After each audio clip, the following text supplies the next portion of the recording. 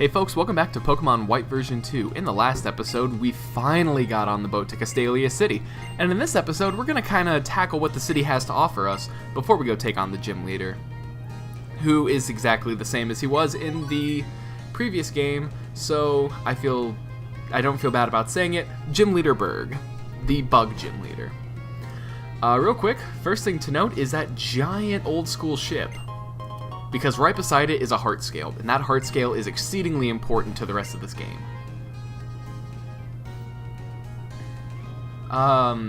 Quick things about, I guess, Castelia City. It's supposedly modeled after New York.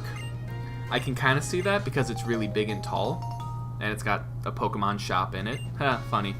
But right here, this clown gives us a bicycle, and all we have to do is go around and find 3 Harlequins. And he tells us exactly where they are, so it's not the most impossible task in the world. But today, we are first going to tackle the Battle HQ Company. This is a place where we can kind of just go train randomly. The janitor gives us an XP share and leaves to go up to the top floors. But it's 2 floors with a bunch of trainers, and it's a great little, experience booster. If, say, one of your Pokemon hasn't been getting enough experience in gyms because they're a horrible type, or if maybe your type advantage for the next gym needs a little bit of training, or if you have a Pokemon that you're not going to use for a while, you think. It's great training, no matter what you want to do.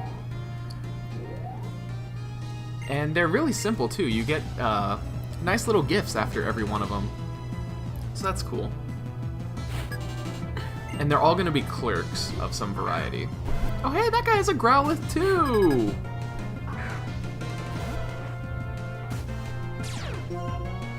Only his has Intimidate, so his actually has an advantage over us. Our Growlithe has Flash Fire, which that ability is semi-useless, unless he gets hit with a Fire-type attack, but then it just raises the attack power of his Fire moves. So I don't know, I really would rather have had Intimidate, but I like this Growlithe. He's a very special offensive Growlithe. Special attacker.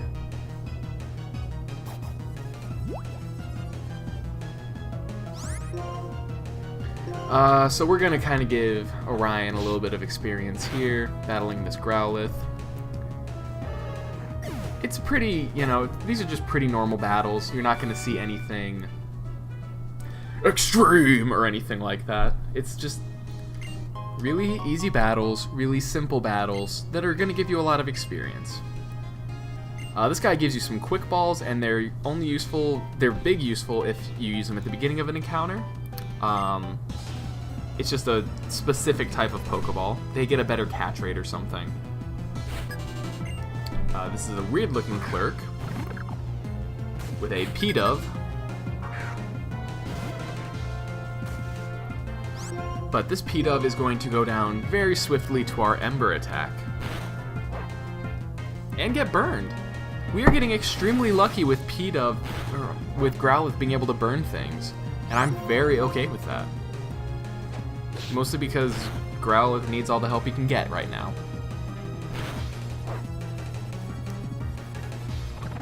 As I also stated, we're about to get 2 new team members. Not in this episode, but in episode 10. Our 10th episode. We are already at 10 episodes. We're already going. Next episode, we're going to be at 10 episodes of Pokemon White version 2. And what better way to celebrate than by getting 2 new team members? I think that's pretty badass. Also, we beat this guy. Really, they only seem to have like 1 Pokemon apiece. So it's not like a terrible loss of time. And I could have totally done this off screen and cut the battles out, but I feel like these are things that, since I'm gonna in the future be cutting out a lot of really excessive gym battles or trainer battles, I feel like I have to, I feel like I should give you guys some really good trainer battle experience. See what my stratagems are when it comes to trainer battles, which is mostly hit until they die. Riolu here. Still not a Lucario, but that's okay. We love him regardless. Going up against Meryl, who is a very bulky water type.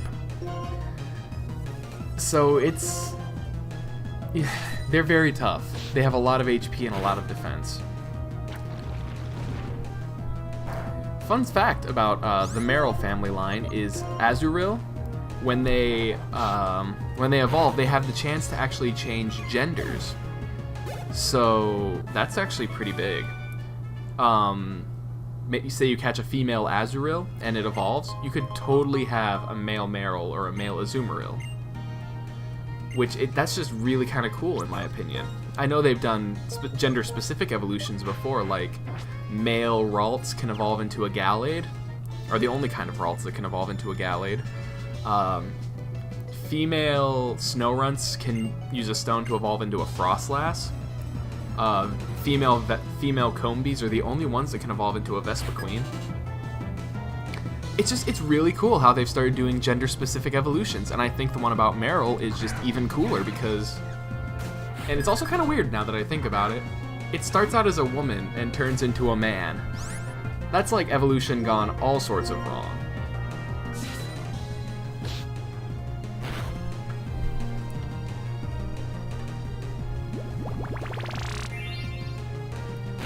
Right here we have a Budew, which was introduced in the 4th Diamond and Pearl generation. So I think 4th. Introduced in the 4th gen, pre-evolved form of Rosalia. Yeah. They're not too interesting. They are grass types.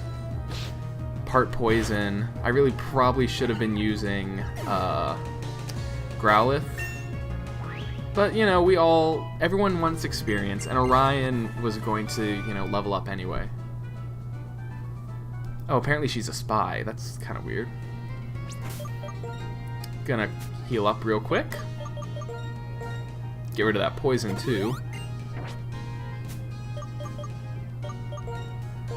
And continue on. We're almost done with this floor. The next floor only has, like, 1 or 2 guys, I think.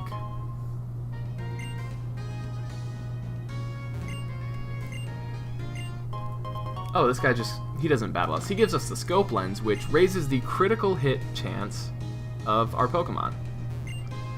So if you have a Pokemon that uses, like, Night Slash, Psycho Cutter, or Slash in general, or a move with really high critical hit accuracy, like Razor Leaf, totally give them this because it will just up their chance even more.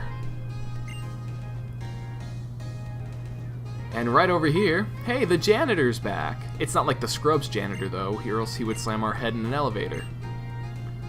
And apparently we're supposed to challenge his grandson, the company president. Now, in Black and White, this was different.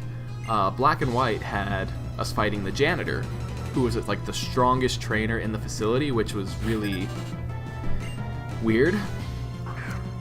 But this kid's first Pokemon is an Eevee, normal type. Orion's gonna wreck it. Hardcore with Force Palm. Oh, or it's gonna get a critical hit. I never think that far ahead. But thankfully it's paralyzed.